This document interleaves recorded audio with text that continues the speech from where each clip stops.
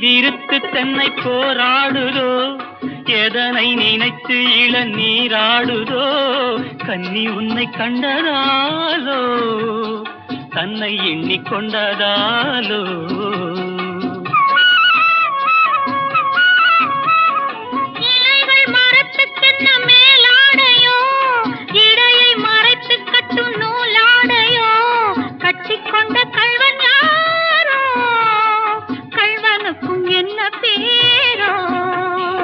இயற்கை என்னும்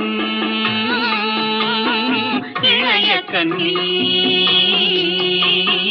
ஏங்குகிறாள் துணையை எண்ணி.